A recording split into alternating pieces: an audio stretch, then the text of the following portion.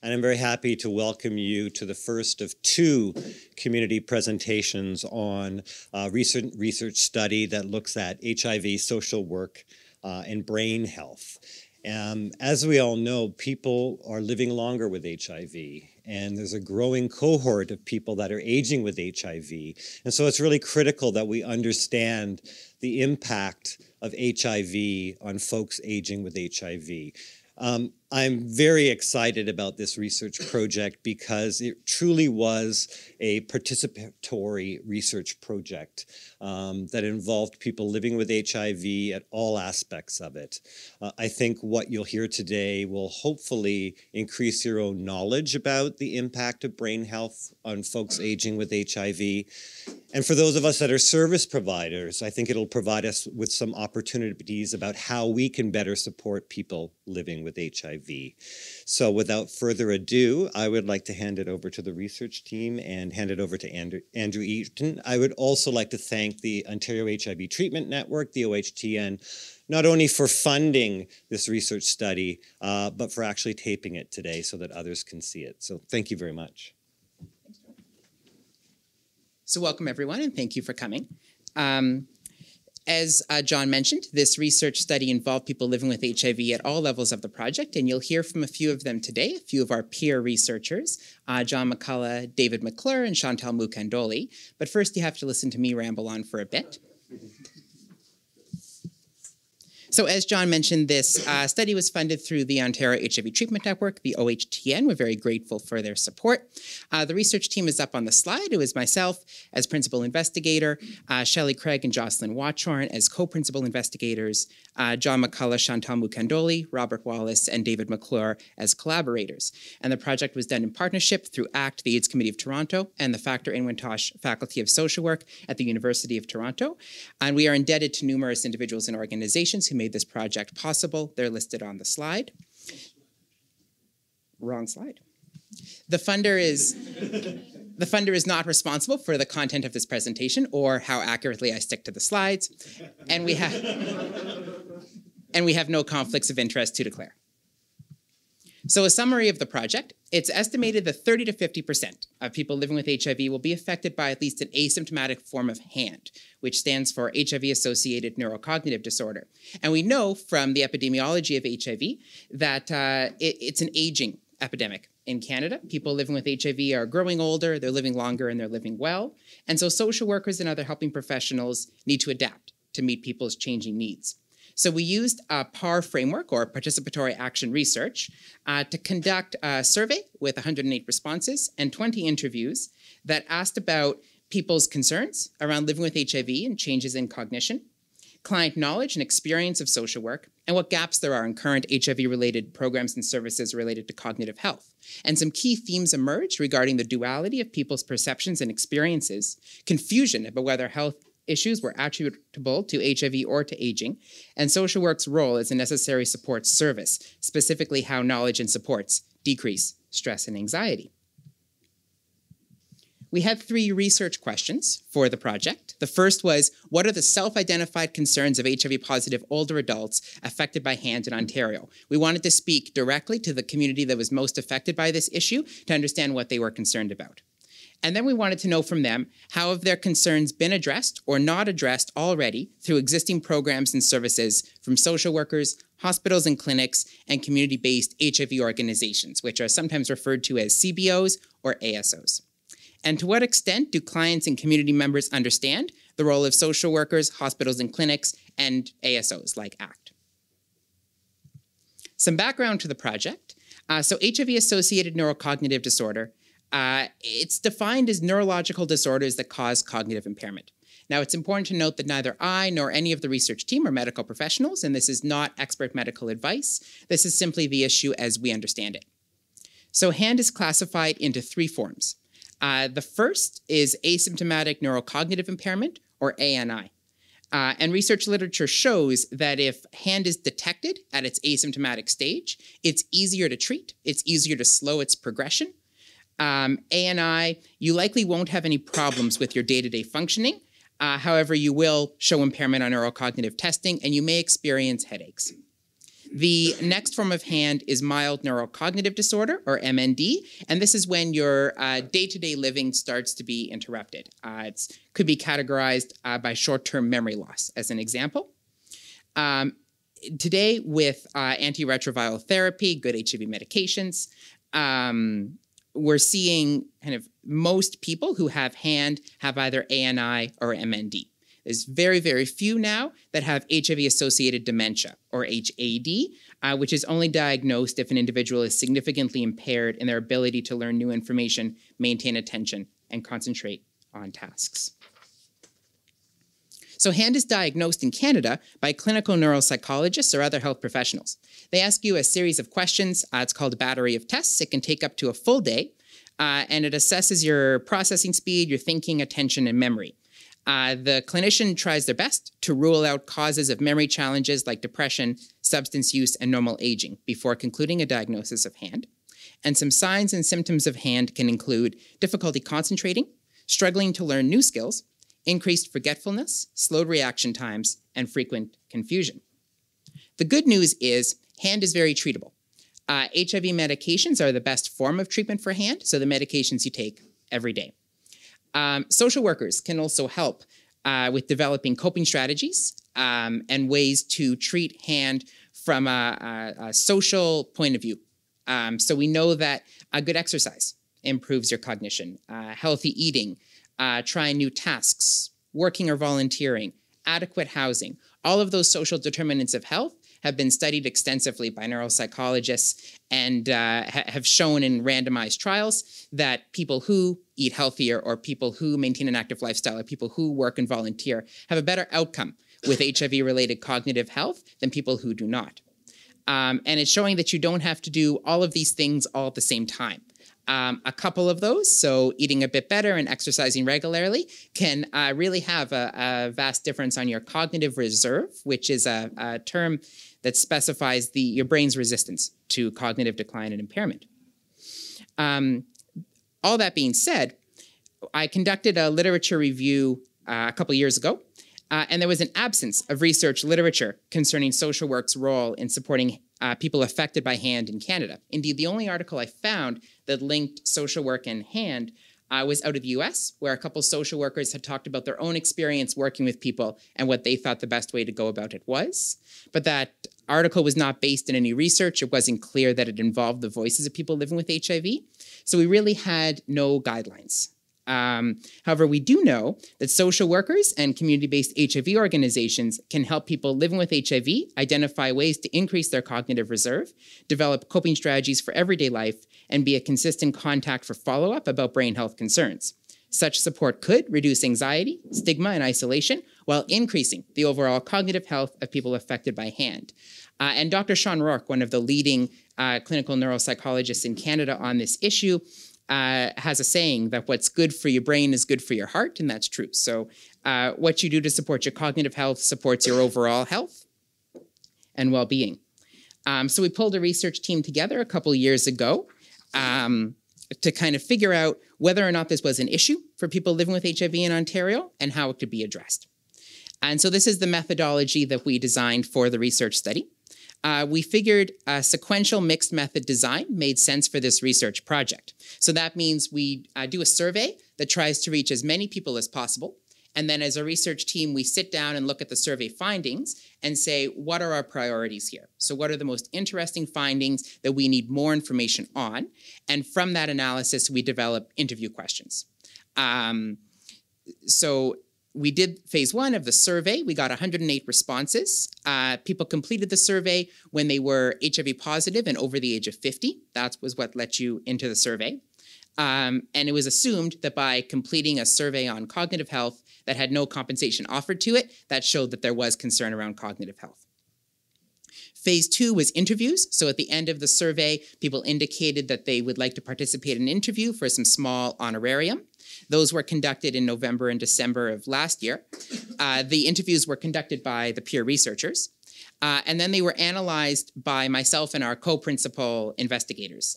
So the 3 analysts had not conducted any of the interviews to mitigate any bias. And we used manifest and latent coding, whereby we looked for keywords and then developed key themes and then found quotes and data to back up those themes. And in February, the full research team met and we had a collaborative process, a rigorous 2-hour meeting to determine the overall findings of the research study. So now I'd like to talk a little bit about the peer researchers because they're an incredibly critical component to the study.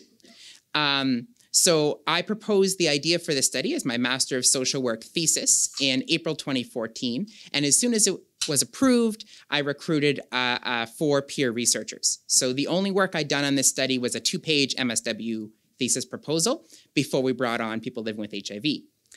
We engaged 4 peer researchers, the 4 folks on the left there, John, Chantel, David, and Bob. And we met regularly from fall of 2014 before the project was funded through to February of this year when we determined the overall findings. And now we're doing KTE, Knowledge, Translation, and Exchange. It was really important that the peers received paid compensation, had full involvement in the research process, and self-identified their own capacity building. And that's what this photo is. Dr. Francisco Ibanez Carrasco, the Director of Education and Training at the OHTN, and I offered a 12-hour training on how to conduct a qualitative interview before the interviews came up because the peer researchers had expressly asked for that. And as I was designing this study, I read through literature that had sought to engage peer researchers in the past and tried to mitigate some of the challenges they faced, such as tokenism, where people feel they are only participating because of their HIV status, which is not true, disagreements around terminology, and misunderstandings of the data or the purpose of the research project.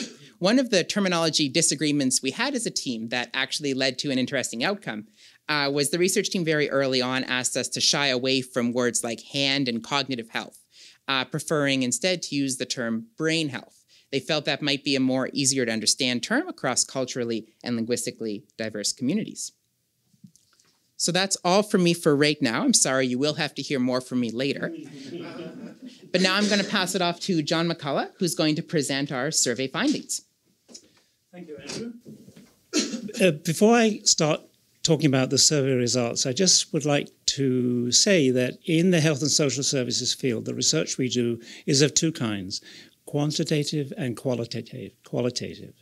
And my tongue always gets tied around those 2 words. But essentially what they are is quantitative research is research that produces data, numerical data, or data that can be converted into numbers, such as happens when you are asked to give your opinion in an opinion poll, or as in this case, when you fill out an online or paper survey with multiple choice answers. That's quantitative research, and that's what I'm going to giving you the feedbacks on. And then there's qualitative research, which David will be talking about, which is research that's based on more in-depth interviews where people are asked about their thoughts and feelings about a particular about the topic under discussion. So the first slide is up there. So there were 108 people living with HIV who were over the age of 50, which was the criteria, who filled out the survey. And I just want to tell you a little bit about those people. Most of everybody was over 50 by design. Most of the people who contributed to the survey were between 50 and 60. And a much smaller percentage were in their 70s and a very small percentage in 80 plus. In terms of gender and sexual orientation, most of the people who responded to the survey identified as male and identified as gay. We did include choice questions in there that you could check off whether you identified as trans, whether you identified as two-spirited, but nobody did that. So people either identified as male, female, or gays, and about 15% people identified as heterosexual. And in terms of ethnicity, again, almost all of the participants were white. So this clearly is not a representative sample in any means, particularly around the ethnicity, where 84% of the people were also born in Canada. So what you have here is a cohort that is a cis male gay cohort. But we can only work with those who chose to fill out the form, so that's why it's not representative. However, having said that, in Toronto, but perhaps not necessarily outside, about 75% of people living with HIV and 75% of people newly diagnosed with HIV are gay men. So the burden of HIV in this city still rests with the gay community largely. In terms of people's employment, you can see there that most people were on disability, either private disability or ODSP, or they were unemployed. Only a third of them were employed, although quite a number, 17%, did actually volunteer. But with so many people not working in paid employment, 45% of the respondents were living with a household income of less than $25,000 a year, which in Toronto is really quite marginal, almost at the poverty level, I would say. Only 32% of the sample were earning over, in their household, over $55,000 a year. What's interesting, given that demographic, is that 66% of the participants had a college diploma or university degree. So the next slide relates to housing, and that too is impacted by the income that I just spoke of, because most people, as you can see there, were either living in either they owned their own home, about a third of them, and 40% were living in market rent housing. So very few people had rent geared to income housing. So when you think of those employment, the income I just told you, is that most of the participants were in fact spending a lot of money, I suspect, on their housing. Despite that, 83% of the participants said their housing was adequate. But I do want to caution that when people, in my experience, living with HIV in this town, talk about adequate, that doesn't mean to say good, necessarily. And there was an option when people said, my housing isn't adequate, to write what's not good about it. And some of the answers were like it was small, it was too expensive, it's unsafe, it's badly maintained. So those were some of the challenges that people had with their housing. And all this impacts on one's on how one manages one's HIV status. Obviously, having adequate housing is important. In terms of, so we asked people about living with HIV, and what is interesting here is that almost everybody was taking medications, and 90% had an undetectable viral load. Now, this is important because it exceeds or meets the UNAIDS, that's the United Nations Program on HIV and AIDS, the UNAIDS aspirational target that by 2020, everybody across the world who's living with HIV will know their status, that 90% will be under medical care, and that 90% will have an undetectable viral load. And for those of you who may not be familiar about the importance of undetectable viral load, that is a measure that the HIV medication you're taking works. So it's what keeps me alive when my viral load is undetectable. So that's a very good high number.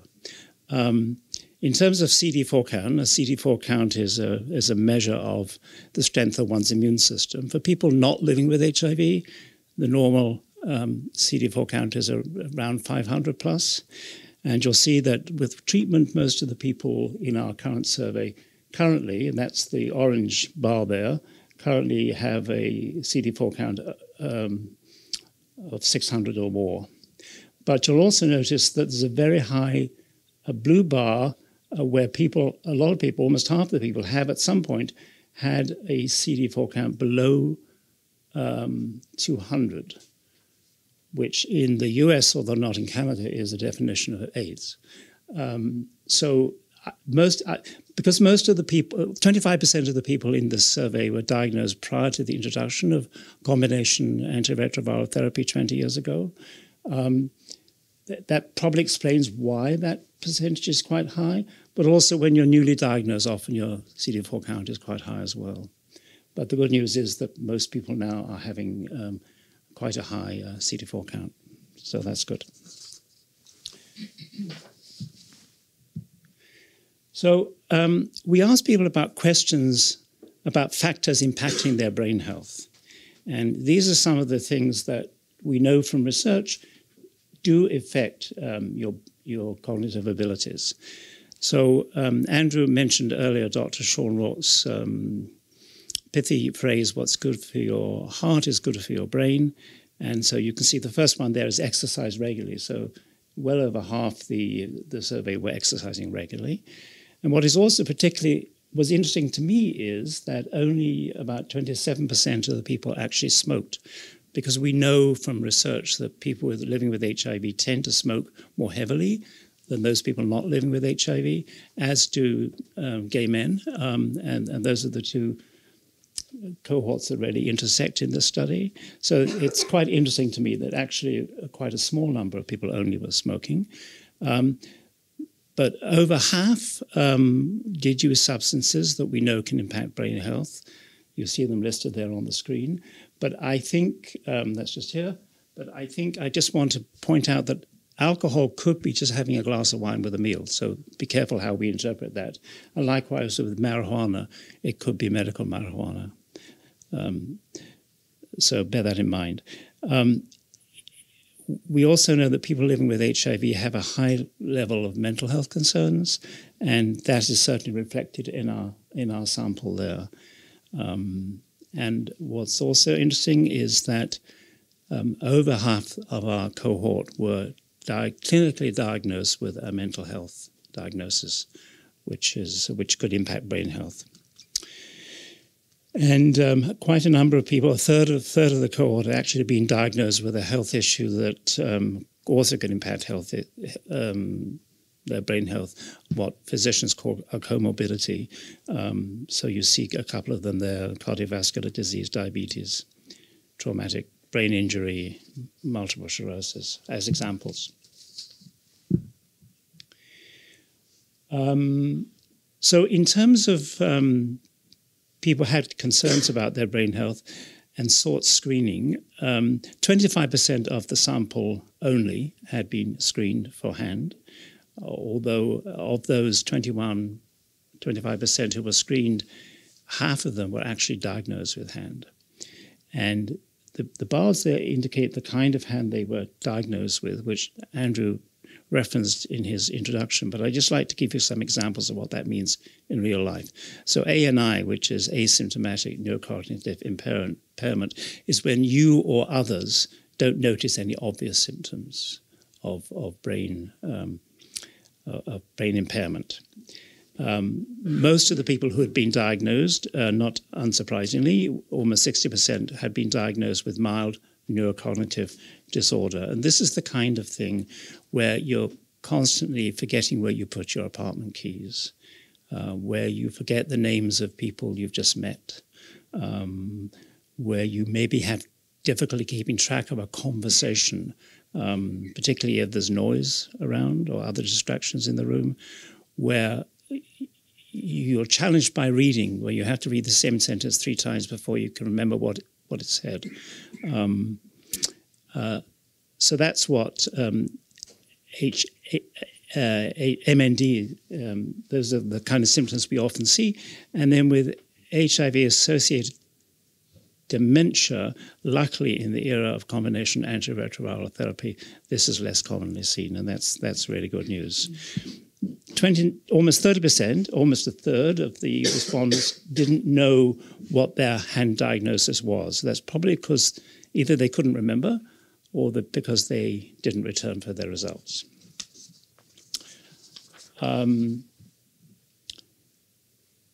So 50% of people who were tested but not diagnosed with hand still felt they had concerns about their brain health following feedback they had received after their test. And on the screen there are some of the issues that they said they had concerns about, not only those who weren't diagnosed, but also those who were diagnosed.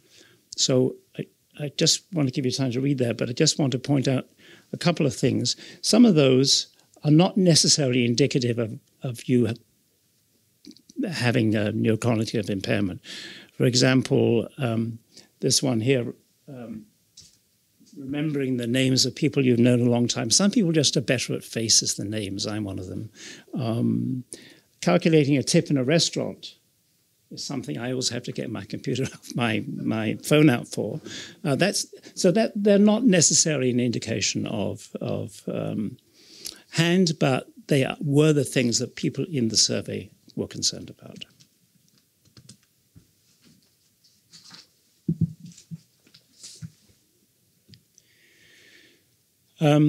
So how did people react to those concerns on the previous slide? Well, as you see, a large number, 2/3, they were stressed. It gave them a lot of anxiety and concern. And a good number of those, though, did reach out to either family and friends or professionals to get support around their experiences around and their worries about their brain health. So that's how people reacted. And then we asked questions about where do you get support around living with HIV. In terms of medical support, almost 3/4 said they got support from medical professionals like nurses and doctors, which is not unsurprising. But we were particularly interested in knowing where people access social support for living with HIV. And as you can see, a vast majority of them, almost 50%, got support from a community-based HIV service organizations such as ACT. In terms of getting referred to those programs, 60% were referred by a physician or another community worker, almost 40% were self-referred, and 25% didn't access services at all. And in terms of the services they accessed, once they got support from these various professionals here, 80% got face-to-face support, either counseling or service navigation, but practical support. 56% got support from groups that were offered by these organizations. And what's very interesting is that 14% of the people said that they accessed support online. We didn't ask what the nature of that online support was, but to me it's very interesting because I think that's perhaps the way we can go in the future for people who can't get out or who still might be nervous of coming into the door of an organization like ACT.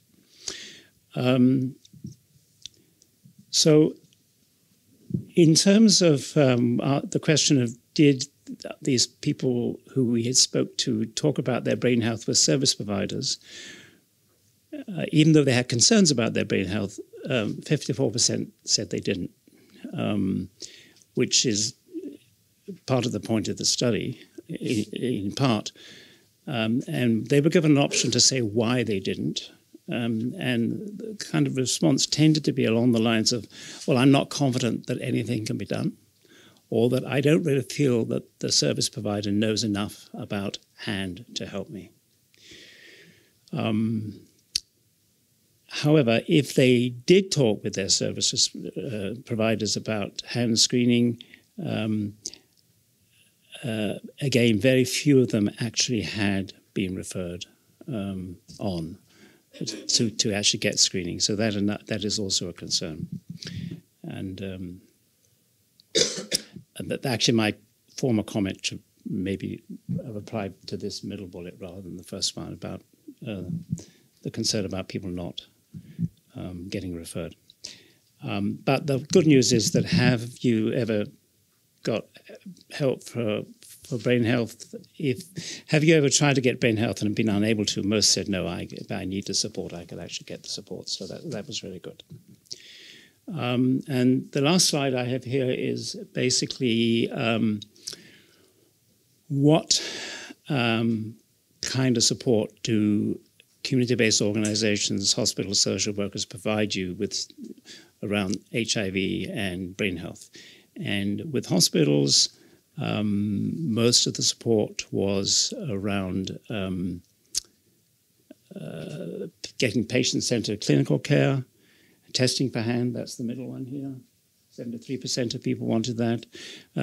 For community-based HIV organizations like ACT, most people wanted group support and access to computer-based brain training programs. In terms of social workers generally, most were requesting emotional support, information, service navigation, and referrals to hand screening. So that's my presentation on the quantitative response to our survey. And David, I'm going to invite you to talk about the qualitative response. So hello and good afternoon, everyone. My name's David McClure, and I'm going to be talking to you a little bit about the qualitative interviews that were conducted following the actual survey. And then with that information that was gleaned from that, from the face-to-face interviews that we conducted, there were 5 themes that we feel emerged. So with that in mind, just briefly to make mention, the first section of the interview questions was focused on feedback from the survey, particularly asking how participants heard about the survey and what interested them about it. Most heard about the survey through a partner organization's newsletter or email. Some respondents spoke about their personal experience with cognitive health concerns as the motivation for wanting to complete the survey.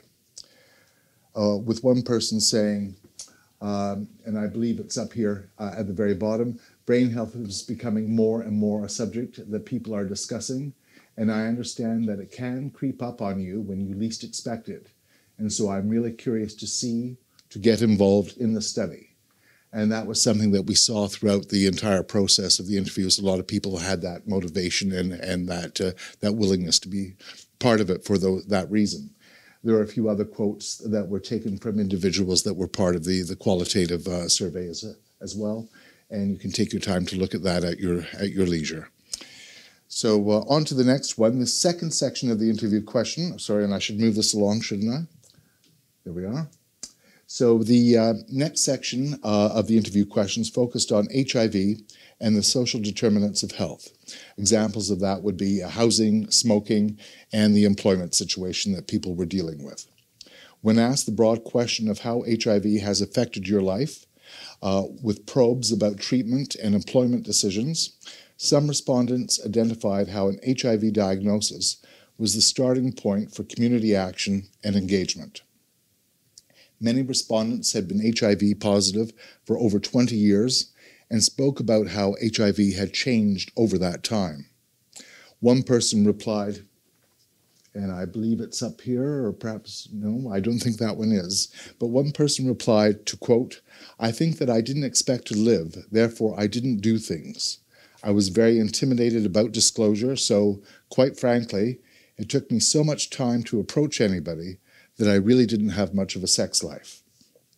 Regarding employment, people identified that HIV had caused interruptions in their career plans. And I believe that might be indicated up here as well.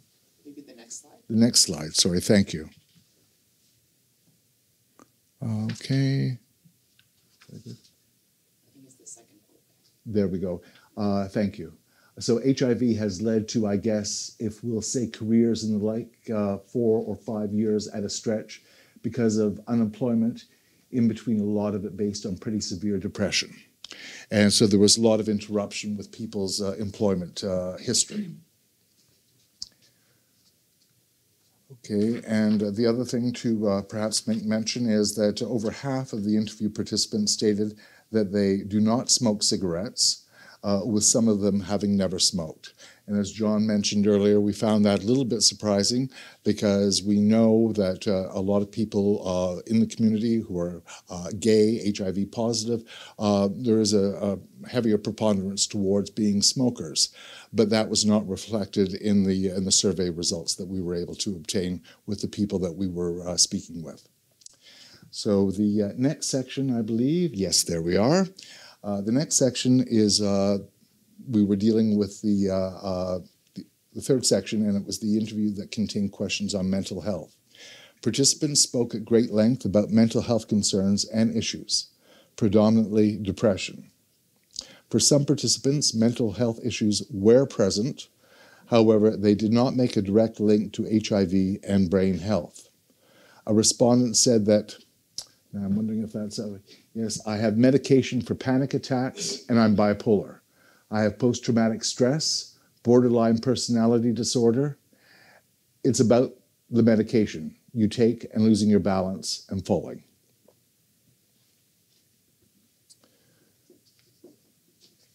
The next section, the fourth section of the interview, contained questions about cognitive health concerns and supports. Some participants were self-identifying support for the brain health concerns because they didn't think that the doctor or the psychiatrist could help them with this issue. Many participants have independently developed coping strategies for brain health concerns, such as, I believe there's one here, I have my keys on a chain attached to my pants. That drove me nuts till I finally learned, yeah, you've got to keep your keys attached to your pants. So most participants tend to rely on their HIV positive friends or with a group of friends. Others referenced a strong bond with their doctor who they've been seeing for over a decade and who they feel comfortable talking about HIV and brain health concerns with. Exercise was also a topic of discussion in this section, as participants identified that it was helpful to them through some very, very difficult times. And I'm wondering if, okay, I'll just give you the quote that I had on that. And that was, one respondent stated, what does exercise mean to me? Oh, it's very important. Yeah, I had very bad periods in my life, but every time I had a bad, like a really bad period, the gym would get me through it. So the fifth interview section was focused on the testing and screening of HAND. One of the survey questions asked if being tested for HAND caused distress, even if the test results were negative. For some participants, there was a feeling of inadequacy following a HAND test. One person said that, I can't remember things. My short-term memory is not very good. My long-term memory is fine.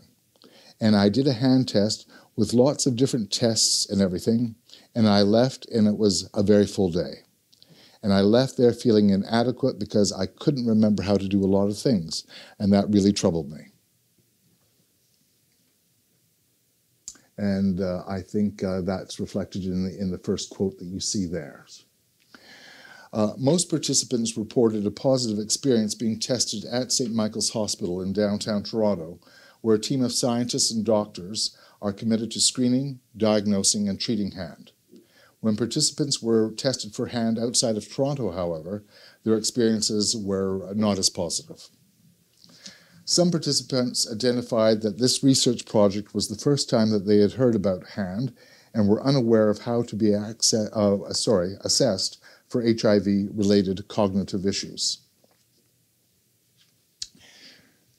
Now, the sixth section of the and final interview category explored the role for social workers, hospital and community-based organizations, and aid service organizations by asking participants about the professional support they received for HIV outside of the doctor's office and how these professional supports might be able to address brain health concerns that they had. Some participants requested counseling therapy, social support, and practical assistance from social workers and community-based organizations and aid service organizations. To quote one participant, yes, I've used aid service organizations or ASOs. I've picked up vitamins there. Food bank, I've used it. noticing today on the board that they have some socials for women with AIDS, and I marked some down because I'm thinking maybe to come socialize. Just talk therapy, I guess. I mean, I don't have a social worker. Other respondents were more specific about how social work and CBOs, community-based organizations, and ASOs, aid service organizations, could provide hand-related support. An example of this was, well, to quote, well, I certainly think ASOs can have those education sessions where they bring in experts to talk about what are the newest developments in hand, what are they finding in hand research. That's education and that's information. But I would like to see more around applications towards the individual that is suffering from hand and what programs could be put in place for that particular individual or group of individuals. Things like maybe brain, well, the testing, setting up or facilitating testing for people who haven't been tested, retesting to see progression or regression of those who have been tested. So I guess that would just sort of, not only just be thought of with your family doctor, but I think there should be a role through ASOs. Maybe even having, I don't know, groups or software.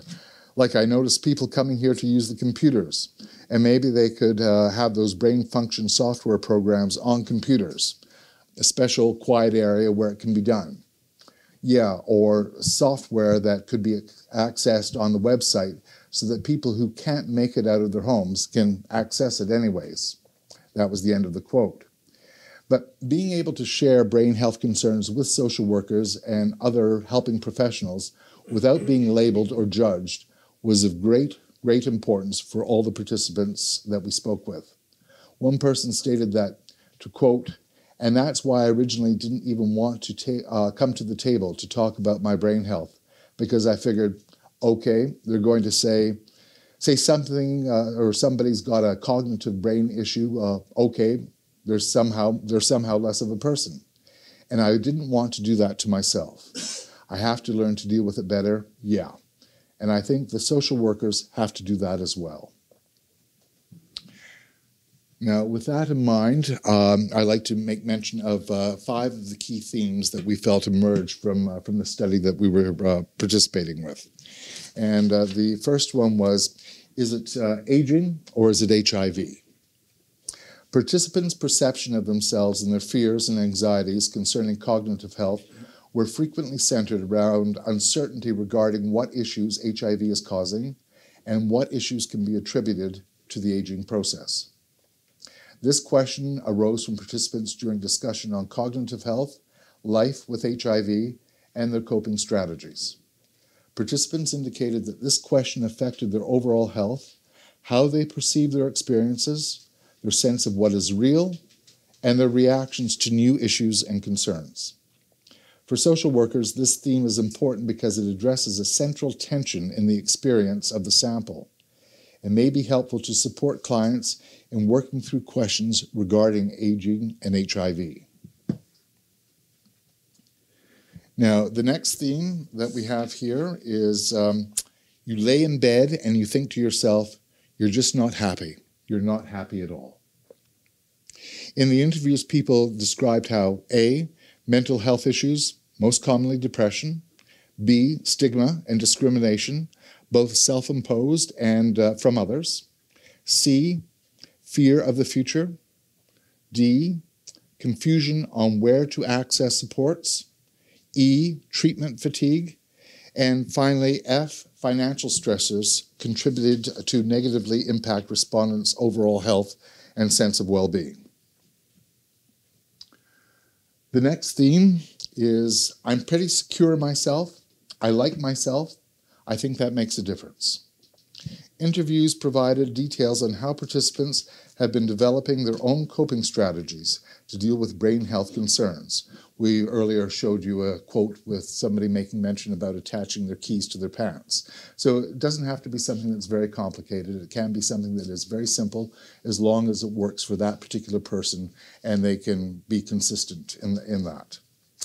For many participants, they identified thriving when objectively they might be seen to be socially isolated. This independent attitude or attitudes appears to have been partly developed from years when helping professionals were not adequately addressing HIV and AIDS, so people had to discover their own resiliences and their own ways of living and coping. The next theme that we have here is with regard to social workers. Social workers are the meat and potatoes. Now, this heading was pulled in part from an interview response. Participants had a variety of opinions on how social workers could provide them with support and on defining social workers' role overall. People mentioned that social workers could be counselors, housing workers, disability support workers, case managers, system navigators, resource and referral providers, generalists, and specialists. Social work's role in community-based organizations and aid service organizations was not especially clear to some of the participants. Most were uncertain about the overall role of community-based organizations and aid service organizations in general. And let's see, finally, the final theme, number 5, was increasing knowledge and support decreases anxiety and stress. There was a prevailing sentiment that knowledge is power from the interviewees who felt educated about HAND and that I feel comfortable and reassured from the interview participants who have existing supports for their HIV and brain health. In contrast, participants who did not know about HAND and who were not supported concerning HIV and brain health felt anxious and stressed about their future. Overall, participants found that discussing HIV and brain health concerns was more helpful than not addressing this issue. And that sums up what I wanted to say to you. Thank you for your time. And now over to Andrew. Great. So to kind of break the lull that you can get into from PowerPoint, we thought we'd do a bit of a more interactive section for the next piece. Earlier, I alluded to how the peer researchers were so much more than their HIV status. They contributed excellent research skills. They brought enthusiasm and passion for the project and, are real leaders in their community on this issue. And also they brought personal stories that were certainly an inspiration to me. So to speak to some of those facets, I have some questions for Chantal. The first being, what interested you about this project? I was interested in this project after I have information on it from Service Provider Act. This project, it was very important for me as a PHA woman who living with HIV and who living in the past with psychologically trauma, because it's something I get through in my life because I was raped, become affected, stigmatized, discriminated. I was also beaten in a genocide, 1994 in my country, and I become disabled. So also in the term of JIPA and MIPA, I feel give contribution and the ideas in the team to develop a strategic plan, especially for PHA who have brain health and who have HIV and AIDS issues in the past or in the present to participate in the study. Thank you, Chantal. And so you're sort of getting to my next question, which is why do you think HIV, social work, and brain health is an important topic to discuss?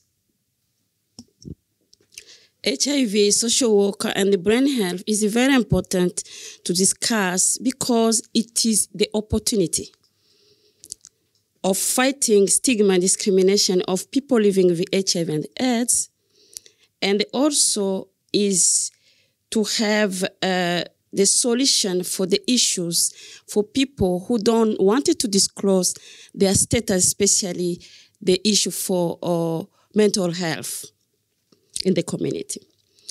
And is the better way also to have the solution for the problems for people living with HIV and who have brain health issues.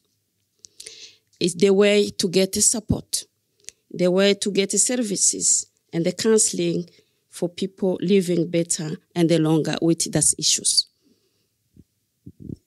Thank you very much. My last question for you is, what was your experience like as a peer researcher on this study? My experience as a peer research, it was make comfortable the participant, make understand the participant everything I wanted to do, I wanted to share with them is a confidentiality.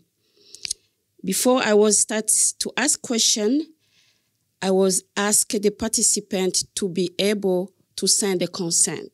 So we communicate. And if the questions, the participant didn't understand the question properly, I repeat the question because my accent, I'm Francophone, English is the second language, so I make the comfortable the participant to understand the questions before they answer the question. And also to send the consent form to give honorarium before the participants start. For me, is to courage. It's not payment, but it's courage the participant to feel okay, I wanted to give my information about my situation. So that was very important for me to give the consent form and to give that token for that participant to start to answer the questions. So, and also, if there is understand the question, I repeat yes, that I said, with respect and the dignity. About some questions or emotional support, I call Andrew and I refer to Andrew to help that participant as a coordinator for this project. Thank you. Thank you. Great. So we'll have time for questions in just a minute. Some of the limitations to the study is there was a threat to validity. So when you do this kind of study, you do a survey and then you want to do interviews afterwards. It's impossible to follow up on all aspects of the survey.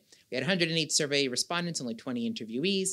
And as a research team, we had to prioritize what the most important components of the survey were to fit within an hour-long interview. The sampling was a limitation. As John McCullough mentioned, the sample was very homogeneous. It was 88% male, 79% gay, and 97% white. And so as a result, it's difficult to generalize the findings beyond Ontario, or more accurately, downtown Toronto. That being said, some of our conclusions and recommendations, our findings indicate that people living with HIV are trusting of HIV-specific service providers, including doctors, social workers, and other helping professionals. They're concerned about their brain health. Folks are predominantly coping independently with concerns. They're not talking too much about it with their service provider. And they're often waiting until these cognitive concerns have impacted their activities of daily living before assessing neurocognitive screening for HAND. So most people were diagnosed with mild neurocognitive disorder when they did go to screen. So that they're waiting until their cognitive health might have declined to a point where it's not as easy to treat as if they'd gotten screened earlier. So based on our research findings, social workers and other service providers should stay informed about signs and symptoms of HAND. When a service provider works with someone over a period of time, you can develop a therapeutic alliance with a person. You develop a real trusting relationship, and that can be utilized to refer a person to HAND testing and follow up with them about that experience. So if they go for a full day of a battery of tests, when you have a relationship with them, you can follow up with them, see how it went, and identify coping strategies afterwards. It can make better follow-up links for the individual. And social workers should absolutely maintain a holistic view, recognizing complicating factors and resiliencies in a person's life. We heard resoundingly that people living with HIV in this study wanted to be acknowledged for their strengths and supported through their weaknesses. That's our presentation. Thank you so much.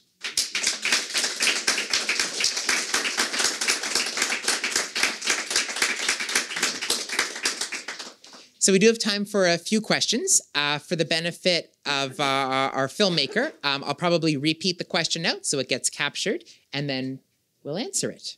Any questions? Yeah. research on this subject, what ideas did you find that were actually helpful to people to improve their cognitive abilities? Let's say these people found out that they do have hand. What can they do to help themselves? It's a great question. So the question was from our study, what are people currently doing for themselves to help them when they do have hand? Did I get that right? Or what can they do? Or what can they do? Yeah, great question. Would one of you like to answer it?